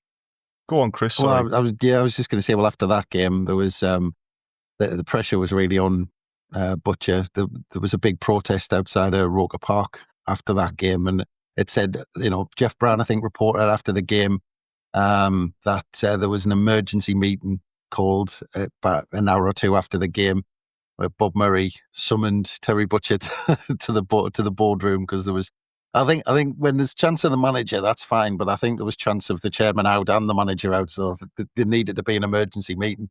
Apparently, he left about 8:00 that night, and he said, "This is ominous. I had a very good meeting with the chairman. I'm still the manager. I intend to soldier on. I hope to be in charge for next week's match against Nottingham Forest." And he wasn't. And that was a vote of confidence I referred at the top of the show. And also, when you roll into the next week, by the time we played Forest, Butcher had been sacked, and Bob Murray had stepped down as chairman as well, hadn't he? In name, at least. Well, the other thing, just to throw into the mix, we had a Scottish defender from Clydebank, Martin McIntosh, on trial. Yeah. and he played in a reserve game. He'd been on trial for a couple of weeks, and Terry Butcher was trying to bring him in, and Bob Murray vetoed the £30,000 deal that would have brought him to Sunderland. And McIntosh just said, there's no point in hanging about here. I've enjoyed my week with Sunderland, but the manager has no money to spend on new players, so that's the end of the matter. But because the underlying thing was, of course, we talked about Gary Hours and Gordon Armstrong, and neither of those were in the squad to take on Southend, and that was a big thing hanging over us. And and Gordon Armstrong came out after. He said, he said he wanted to give a chance to the lads he had bought, which is fair enough. He picks the team. Gary and I have played quite a few games this season, but we're both still on the list, so we know where we stand. Ideally, I'd like to stay and battle it out. I've been at the club a long time, and if anyone came in for me, I'd have to sit down and think long and hard about leaving. Obviously, with it being my testimonial year, it's an added reason for wanting to be in the side. The club means a lot to me, and I'd like to think I could help turn things around. But there was just so many clouds at the time. It was just so many things going on that it was, again, just a mess, wasn't it? It was another mess. Another mess. Yeah. Just, Martin, you mentioned earlier, it felt, didn't it, as if Southend beat us at Roker every season. I seem to think we had a run where they won at Roker 3 consecutive seasons. Yeah. But in our defence, I think we were able to do the same to them at Roots Hall, quite bizarrely. Yeah. I just think, though, if you're the manager and you're fighting for your job, you want your wins to be at home at least, so the majority of the supporters are actually seeing them and not getting on your back. So just, yeah, Southend, one of many teams who were comfortable coming to Sunderland and leaving with the points, sadly. A couple of decent players in that Southend side. You've got Chris Powell at left back and Ricky Otto on the wing, who went on to Birmingham, good player, and Jason Lee was on the bench at Southend that day. Ah, okay. And good names. Interestingly, Stan Collymore had played for Southend in one of those wins the year before. The following Saturday, he was in the Forest lineup and scored at Roker Park in Mick Buxton's first game. When you look back at Terry Butcher's spell, we've talked about a few of the games in this little run over the past few weeks. But we've had an okay but a bit of an indifferent start of the season. We picked up a few wins, a couple of draws and a few defeats. But then you had that Leeds Cup tie at home, and we beat Premier League Leeds 2-1. Drew away at Watford, drew at home to Grimsby, beat Peterborough, went to Elland Road in the second leg of that cup tie, beat Leeds at Elland Road. Come back, we beat Birmingham at home. We have that defeat away at Middlesbrough that was live on 10Ts. That still gives us a nightmare or two every now and again. We beat Luton at home in Martin Smith's debut game, beat West Brom at home. The next game after that's the Aston Villa League Cup tie where Bosnich plays a blinder, and we talked about that a week or two ago. And then we go away at Bristol City, we get beat 2-0. We go away at Stoke, get beat 1-0. Home at Portsmouth, get beat 2-1. Away at Tranmere, get beat 4-1. And you got the Southend game, 2-0. So you've come off that great performance because it was a great performance against Villa. Despite the scoreline, we played really, really well. Then we've just, all the stuffing seems to be knocked out of us. And we go on this run of defeats that culminates in the Southend game, culminates in this board meeting with Terry Butcher, and he's begging to cling on to his job, and he thinks he's still got a chance of being in charge for the Forest game the following weekend, but he was not. Yeah. Then go on, Andrew. I was going to say, have we got any positive stories to talk about this week, lads?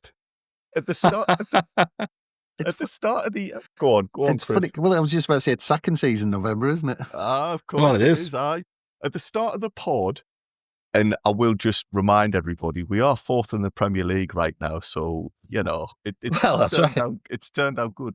But I think we started this episode by saying, things are going well with the club at the moment, and everyone's got to spring in their step. Let's go through some other times in Sunderland history. Since then, we've talked about the Chris Coleman era, which was a car crash, the Howard Wilkinson era that was a car crash, and now the Terry Butcher era, which wasn't too clever either. People are going to be thinking... It's bizarre that you you didn't use the car crash analogy for the only era that did actually have a car crash. Well, genuinely, I was thinking that, and I thought, is that in poor taste? I might just leave that alone. There's a bit of an elephant in the room there that I had to deal with. But, There's a baby giraffe. Sorry. Yeah, that's it. Baby giraffe with the 3 monkeys on his shoulders. But yeah, it's funny, we're talking to Martin Smith about this time, and he was trying to kind of sum it up, because that Villa, you're right, it did turn on that Villa game. But he did say that, he said it kind of sums it up, that I got pulled out of the youth team because he hardly played any. I don't think he played for the reserves at all. He said he just completely sidestepped that. He was called up to the youth team, and then, minutes into his full debut, or his home debut, where he's, starting, and we get a free kick in front of the full end, and he steps up. And he was like, it just kind of summed it up, really, that he said, because he was almost like nobody else was. And he went, well, I'll just take it then. And he went, it kind of summed it up how we were, that this young kid coming in, he said, later on when he played with kind of bigger players, bigger personalities, they would have swatted a young kid away and said, give me the ball, I'm taking this. He said, nobody wanted it. And he was like, well, I'll take it. And then he knocked it in the corner, and then he's suddenly a hero. But he was like, it just showed you that, he says, and I don't know, he said, I don't know how I came to taking it. He said, I shouldn't have really been taking that free kick. But he said that that's where we were at the time. Well, yes, we'll have to find something positive to talk about. Let's have a look. We beat Ipswich 2-0 a few years ago on November the 20th. Luke O'Nien on 85 and Aidan McGeady on 90. Now, 21st of November, 1891, Hugh Wilson becomes the first ever Sunderland player to miss a penalty. There you go. It's not positive at all, is it? But obviously, this was, I think we've talked about it before in terms of where penalties were and where the dimensions of the box were and the markings and all that sort of stuff. So I think this was in the sort of olden days of taking penalties, because he became the first Sunderland player to miss one. And we've seen a few since. Just while we're on that side topic, well, I don't know why I'm mentioning this, but the kind of semicircle that is on the edge of the box, wasn't that brought in as a celebration, like 50 years of the FA or something like that? No, really? I might be wrong. Preston? It's answers on a postcard. Tell us, send them in. If I'm wrong, I might not be. I genuinely haven't looked it up. I have no idea. I'm sure I've heard it or read it somewhere, and I might be completely off the mark, but I'm sure that's why you have that semicircle. Because now, if you think that, because when you took the penalties, players obviously have to stand around that. Yeah. But you wonder if the box wasn't like that to start with. Did the players just stand on the kind of on the edge of the box, or where did players stand and all this? So it's But yeah, I'm sure it wasn't a rule thing, that semicircle. I'm sure it got brought in as a symbolic thing, but I might be wrong. Wow. Well, it keeps everybody 10 yards from the spot, doesn't it?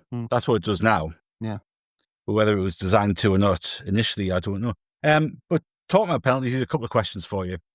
Who has scored the most penalties for Sunderland in one season? John McPhee? John McPhail, correct, with 11. Now then, we've talked about players or people missing penalties. What was Sunderland's longest consecutive sequence of scoring penalties? Scoring penalties? I think we've experienced it, Chris. I think it was in recent seasons. Really?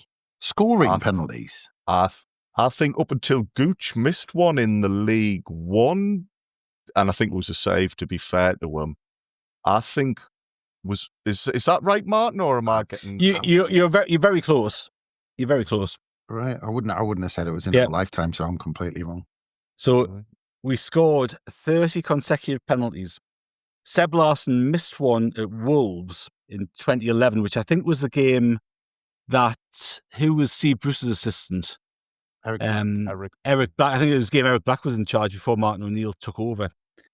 Seb Larsson missed one against Wolves in that game, and we didn't miss another one until 2018 when Aidan McGeady hit the post against Norwich. McGeady. Right. Yeah, we didn't miss one for over. We scored 30 in 6 years. Didn't miss one, which I was surprised about. I was. Well, you're saying well done, apart from the fact I got the taker and the division wrong. But other than that, I was. I wouldn't. But genuinely, we haven't had many really good periods of penalties during my lifetime, so I would have never have said that. But actually, I think what knocks me out there is that I'm sure within that we went a massive period without getting a penalty. So Yeah. it's not if you get loads of them, you go, oh, I remember us scoring loads of penalties back to back. But because we didn't get one, you think, oh, couldn't have been around then, could it? Just leading on from the penalties and Hugh Wilson, who became the first Sunderland player to miss one. If you read up on him, he was the original Nordy McKaylee, because they had to change the throw-in laws because his throw-ins for Sunderland were so potent. I think he was basically hurling it into the box, and they had to say, well, no, you're going to have 2 hands on the ball when you throw it in now. Oh, so you could throw it over arm or something, could you? Yeah, but even then, he developed some sort of technique where basically one hand was doing nothing and the other one was launching it. Yeah, right. But just, the link there between the modern penalty success and in his penalty record and the throw-ins there, the way Nordy McKaylee has to take a throw-in now, I believe, is impacted by the actions of a Sunderland player. You know, the amount of times we've gone through on this week, and we've said a Sunderland player has ended up impacting a rule change in the game, and then that now you see all right and don't think about or it. Pioneer a tactical thing, or Charlie Hill, you're going up for corners or whatever it might be. Yeah, it's quite incredible, isn't it? I think we just invented football. 1914 now. Continuing on the positive note, Sunderland got beat 7-1 at Everton at Goodison Park. Now, the interesting thing about this, though, was that there was a chap in goal called James Bow, and he obviously conceded the 7 goals. This was his debut for Sunderland, and he never made another first-team appearance again. All of the match reports that you read, I was digging through some earlier, and they all kind of hold him not responsible for any of the goals. He said he played well, he just didn't have a chance with any of them. But by the time we came to the next game at home to Chelsea, Leslie Scott was back in goal, and James Bow was never seen in first-team action again. However, for this Chelsea game, he was involved. The referee had called in sick, so the linesman took over the refereeing duties, and they needed the linesman. So for the Chelsea game, the following week, James Bow ran the line. Ah, that's interesting. So he did get the chance to make an appearance at Roker Park. It sounded like Everton had tied Bow in knots, isn't it? Very good. Well done, Kelvin. I mean, Andrew. Another tribute to Kelvin there. 1981, we were back at Goodison Park in a much more successful outcome. This time we won 2-1. Tom Ritchie and Sean Elliott with the goals. Now, we talked about Ken Brown and the Milk Cup run a little earlier, and on this day in 1984, Sunderland played their 4th round game at home against Tottenham Hotspur. It was 0-0 draw at Roker Park. Peter Shreves' Tottenham Hotspur obviously coming up against Len Ashurst's Sunderland, and that led to the replay at White Hart Lane, in which Chris Turner famously saved a Graham Roberts penalty. Seems we're on the theme of penalties. Graham Roberts had scored one earlier in the game, but Chris Turner saved his second attempt. 1992, this was Mickey Gray's debut. Sunderland won 1-0 at Derby, but Mickey Gray came on as sub for Kevin Ball, and then the following week he made his full debut, I think, against Barnsley, didn't he? He famously scored with the very first kick of the game, practically. 1998, this was a game that I think we'll probably all remember. This was Sunderland's first defeat of the season. We played Barnsley at home, and didn't Ashley Ward did something. Did he scored, or he gets sent off? It was something. He scored, got sent off, and missed a penalty. And missed, yeah. Ashley Ward had a busy afternoon. And it was all within 5 minutes. So he scored on 33, missed a penalty on 36, and got sent off on 38. But you kind of going into what our 19th league game of the season. That was our first defeat. Was it violent conduct he got sent off for? I seem to remember. I think so. It was a straight red, so I think it was something. I think it was lashing out after missing his penalty. It was only 2 minutes after missing his penalty, so you can imagine him being pissed off in the couple of minutes after. So. Yeah, so Ashley Ward had put Barnsley in front after 33. He gets sent off, and you think, misses the penalty, gets sent off, and you go, well, this is going to be our day. We'll turn this around in the second half. A minute into the second half, Bruce Dyer gets the second for Barnsley. We managed to pull it back. Martin Scott scores a penalty. Now Quinn gets a goal, brings it back to 2-2. And you're thinking, right, we've got 20 minutes left. This will carry on the winning run. But we concede another penalty. And Darren Barnard, he's a Welsh international, I think, wasn't he? He had a great left foot. Scored a penalty past Tom Sorensen with 8 minutes left. And yeah, that was our first defeat of that season. 3 penalties in that game. So yeah, Andrew Butler, referee, had a good game, but yeah, we brought Darren Williams off just around the hour mark to put in Al Quinn. So the last stages of the game, for the last half an hour, we had Danny Dichio, Michael Bridges, and Al Quinn all on the pitch, and we were 2-0 down at that point. So the change brought it back to 2-2, but penalty did it. And we only lost one home game that season, and we only drew 3. So, we only dropped 9 points at home all season. And that was our only defeat. We only conceded 10 goals at home that season, and 3 of them were in that game. Bloody John Hendry as manager as well. Well, he's a Mag and a Smoggy, isn't he, John Hendry? He's double whammy. Didn't he? They'd just come down, actually, I'm sure. Well, they'd had a good spell, hadn't they? They have a season in the Premier League. I remember that game against Man United. They got promoted this season. When we went up under Peter Reid, they went up the season we were in that. We came down from the Premier League. Who was the Barnsley manager? Yes, that all sounds. Danny Wilson got them promoted, I think. Yeah, and then he went to Sheffield Wednesday. Yes, and then John Hendry was a player, and he took over. Yeah. So they weren't a bad. They'd been up to the Premier League by this point. Why are we able to name the managers of Barnsley from the 90s, but struggle at worst to answer important questions about our jobs and what have you? Wedding anniversaries, things. Yeah. I can't remember yesterday, but I remember Danny Wilson and John Hendry and where he went to. And I'd rather remember important things, but yeah. Thanks for pointing that out, Andrew. Yeah, hey, my pleasure. What's important, what's not important is completely down to us to decide, isn't it? That's my excuse anyway. 2004, we played Ipswich at home.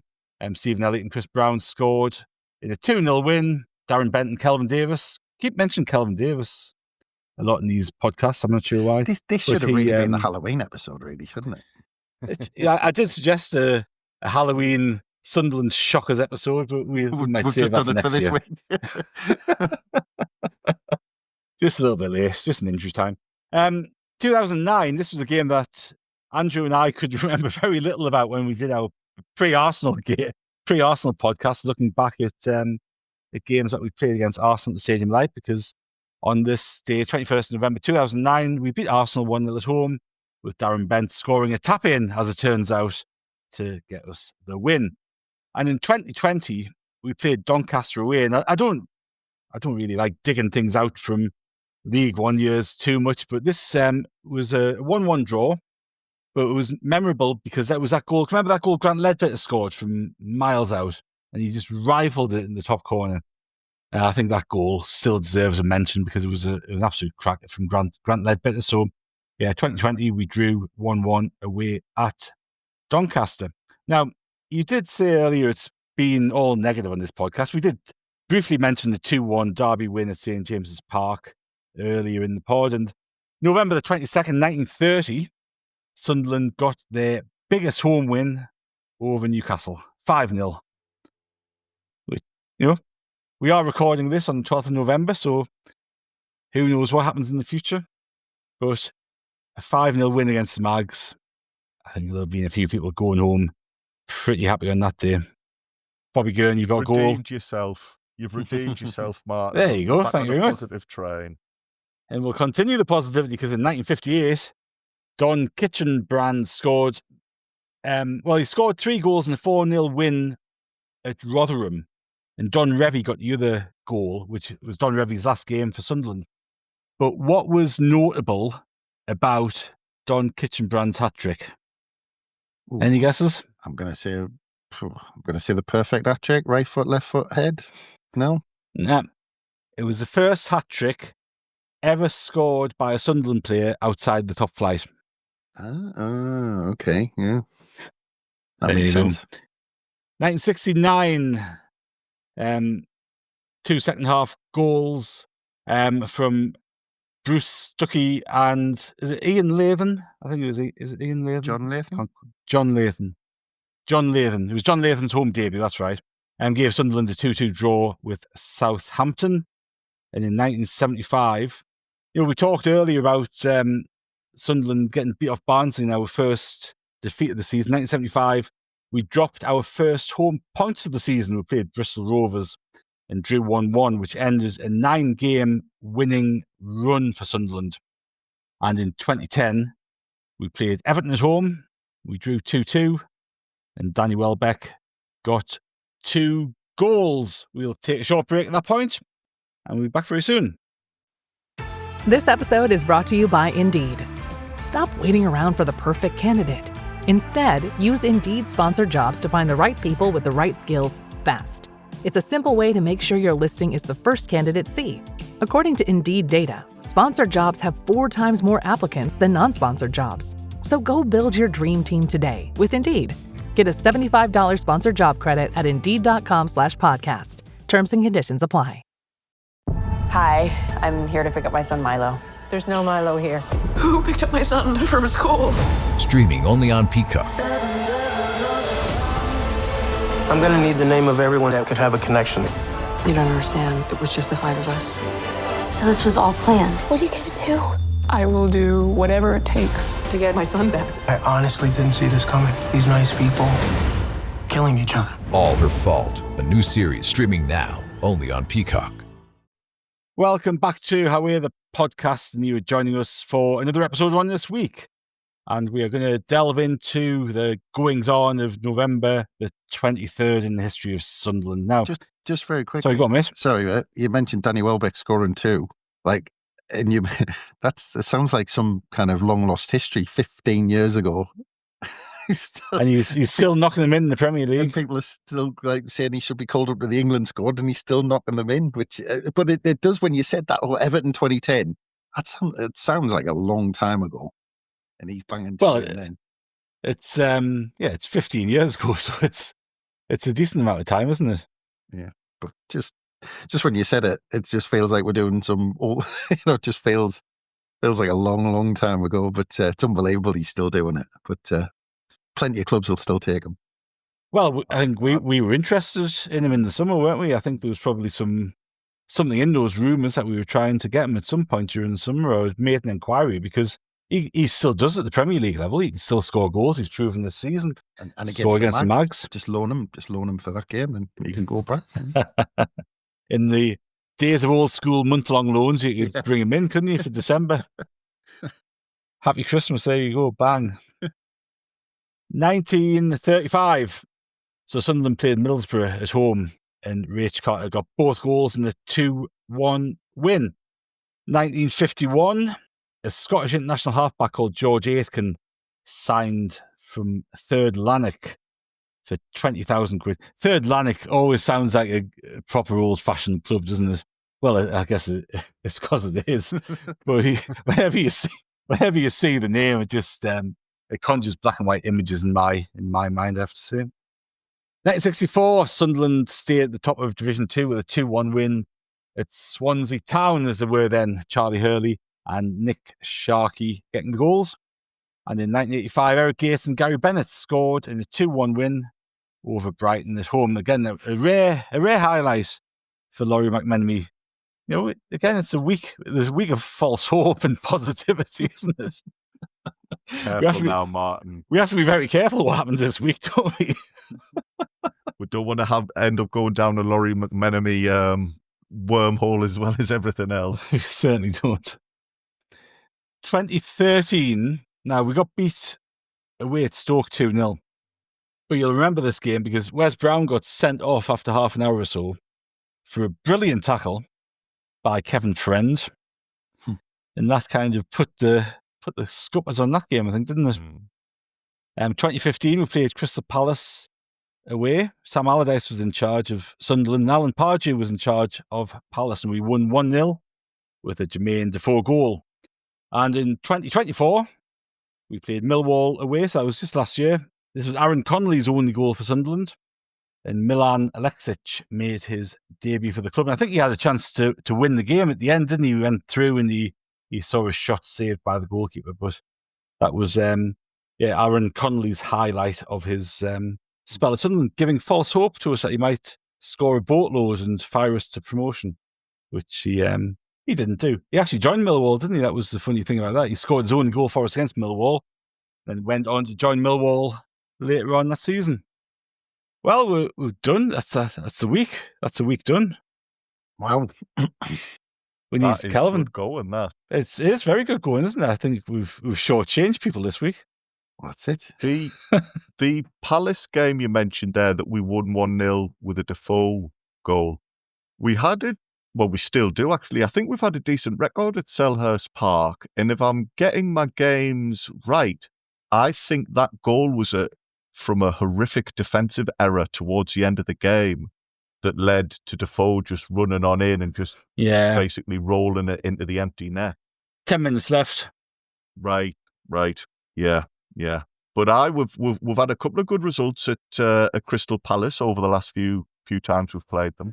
It's been a pretty happy hunting ground for us, hasn't it? It's obviously we got a draw earlier in the season, didn't we? But we talked last week about that game, or the week before, where we wore that white shirt with the blue stripe down in the Poyer, and we won there as well. And then, of course, we had that ridiculous game under David Moyes where we absolutely stuffed them, didn't we?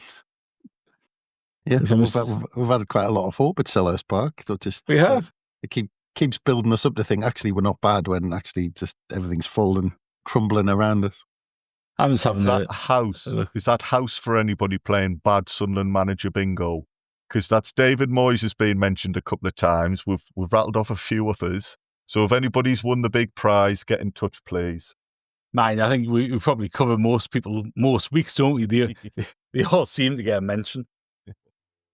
Whether positive or negative, these people do have a massive impact on Sunderland history. And any of these names, you can mention them and we're all going to have memories and things either to get off our chest or to congratulate them for. Yeah, but it is funny though, because I did say earlier on, kind of tongue in cheek a little bit, that it's sacking season. But if you go back through our on this days, on the pretty much, I think it's the same day. I can't remember from off the top of my head, but I think it's the same day. Like during the week that we're covering, we've done a piece where basically Malcolm Crosby is saying, I'm fighting for my job. Terry Butcher was saying, I'm fighting for my job. We're talking about Chris Coleman getting appointed because Grayson's been sacked. I mean, it's funny because actually, as we go through this week by week, I think we're gonna end up realizing that these things, there are repeating patterns in football at certain times of the season. And then we're going to go through this season where it's, we start the season and we went through it and we went through optimism. We all can remember how good we felt and then got thumped on the first day of the season. Terry Butcher, first big spending spree of my entire life as a Sunderland fan. And I was so excited.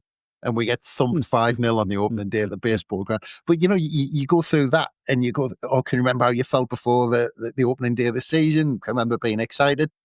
And now we're getting to the dark nights and the cold of the winter's kicking in and managers are falling by the wayside.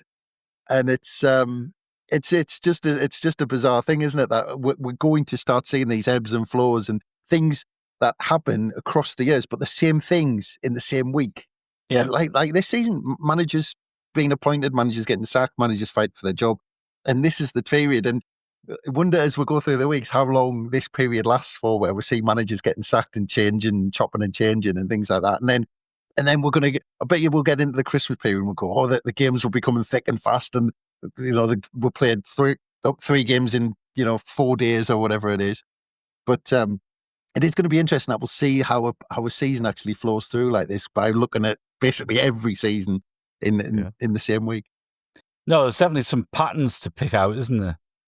Especially when you see when you come into this period, you can chart a few dodgy results, and you can chart a few places where chairmen will have been getting a little bit concerned, and the crowds are changing. The crowds are getting a bit frustrated with the results and things off the field with players moving, or players getting put in transfer lists, or like you're talking about Gary Howes and Gordon Armstrong earlier, being frustrated about not being in the team, and it's quite scary how predictable some actually is.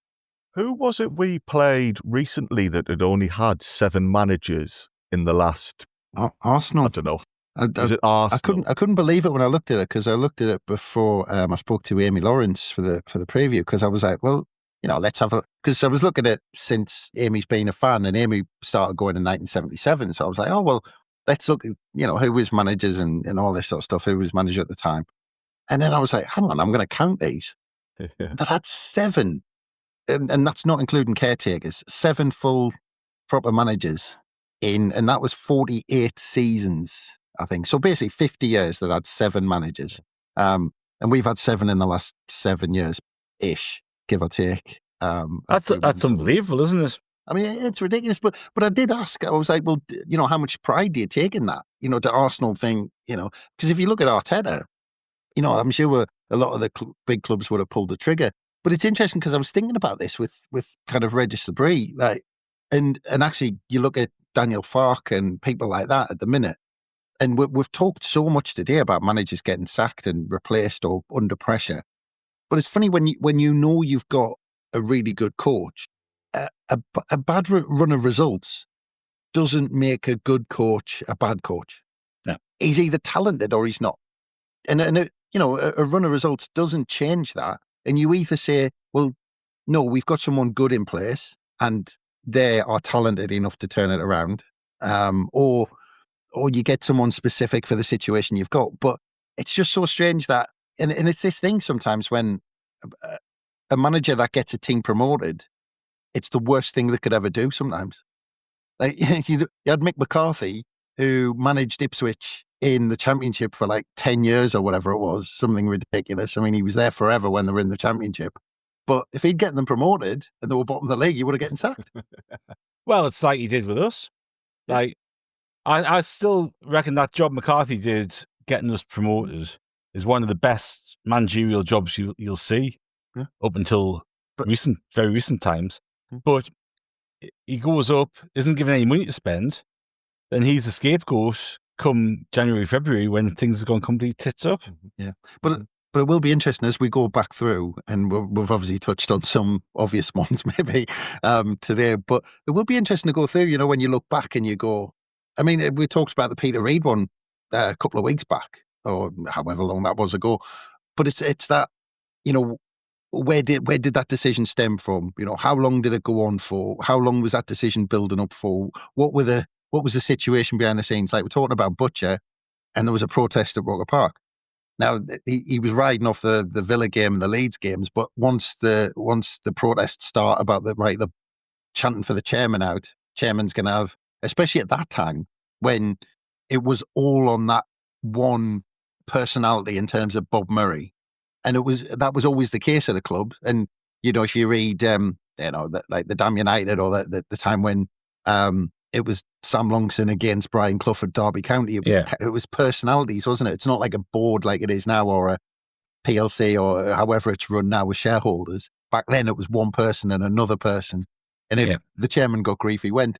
But it's going to be interesting to see, like, when we go through these periods, because this, like I said, it's second season.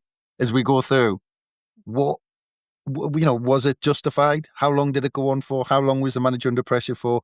What decisions did he make? What games we talked? You mentioned that run, Martin, from that Villa game that Butcher had. That saw the end of him. But we were actually thinking he might be on the right track a little bit with the Leeds game, the Villa game, and a few wins in there. But yeah, it's just interesting how it all plays out, and whether, in hindsight you go, oh, well, maybe, I mean, it's all well and good in hindsight, but but it's difficult in hindsight, isn't it? Because that decision's always cloud is probably not the right word. but it's always influencing how you look back on it based on what subsequently happened.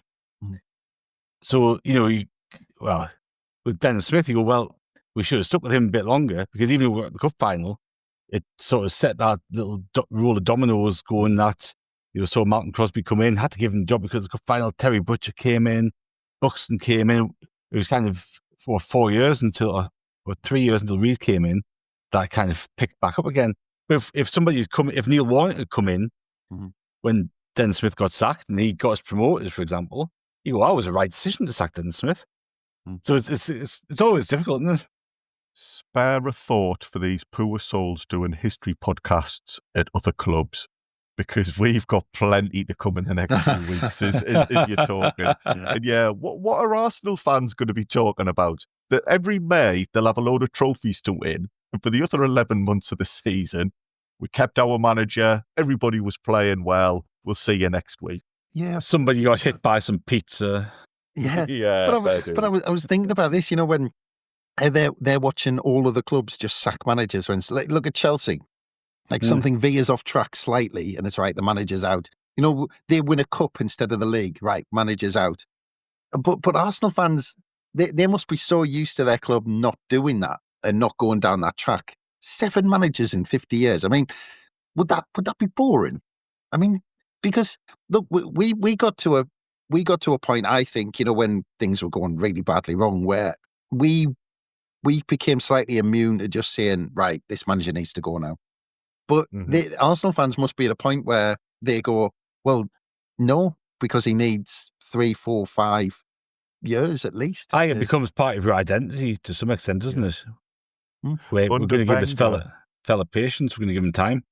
Under Wenger, towards the end, I do remember there being a massive split between Arsenal fans. So they don't come to that conclusion as easily as we perhaps do, in that, let's get rid. Yeah, well, they did change their tune with Bruce Rioch, so there is some outliers in there somewhere. Okay, fair enough. Fair enough. Another point, lads, if I may, I know we were going to have an early flyer here, but we seem to have thrown that idea by the wayside. We're talking about Chris Coleman being appointed in this week. Grayson went on the 31st of October.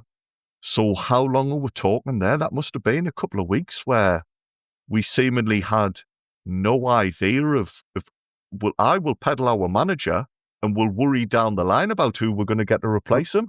Again, it's just symptomatic of looking back on how the club were run, that he was sacked minutes after that Bolton Wanderers game on Halloween, like we talked about, what was it, 2 weeks ago.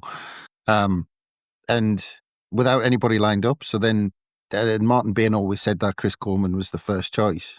But I'm sure in the papers someone else had turned it down or something like that originally. There was a lot of talk, wasn't there? Because that summer we tried to get Derek McInnes, hadn't we? We chased him for a long time during that summer. And then when Grayson left, I remember Postecoglou was linked. I remember Peter Reid was trying to get the job. Yeah. There was all sorts of talk going on, wasn't it? But I think something with that Saturn, because that was a midweek game, wasn't it? It was a Monday night, Tuesday night game.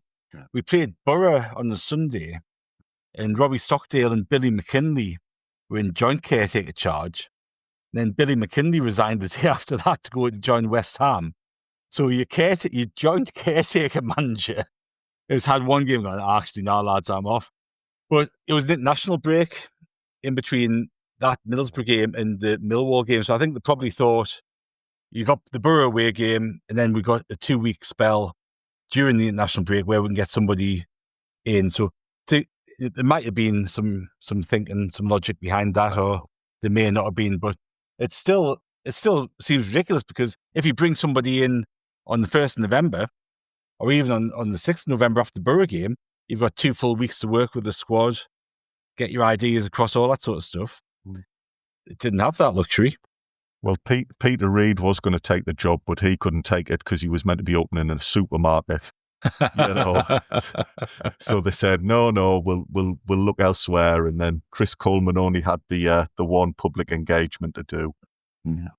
It still blows my mind, that. Never mind. Well, I reckon we'll wrap it up there, shall we? Sounds good. Because you see, I reined myself in talking about Tommy Tynan and everything earlier on because I thought we're not going to have enough time. And as it is, we're finished there. There we go. But Andrew, you will have a question to tempt people with something we may delve into next week. Yes, it was going to be who did Michael Gray score against on his home debut, but then we ended up touching on it. No, you're all right. Should have went the other way. You went who scored against such and such in the first minute. Yeah. Who was Mick Buxton's first game against in charge of Sunderland? It is actually somebody we've mentioned already. We just mentioned him there, Peter Reid. 30th of November 1996. He took us back to his old stomping ground at Everton. We beat them at Goodison Park 3-1, and I would like to know who scored the goals for the lads. Excellent. That's a game I remember very well indeed. So we look forward to delving into that one next week. But we will leave it there. So yes, thank you, Andrew. Thank you. As always, just a brilliant laugh. Cheers. And thank you very much, Chris. Yeah, always good fun. Thank you very much, gents. And we'll be back next week with another episode of On This Week. And of course, we'll be back tomorrow with another podcast for you on How We're the Podcast. But until next time, it's goodbye from us.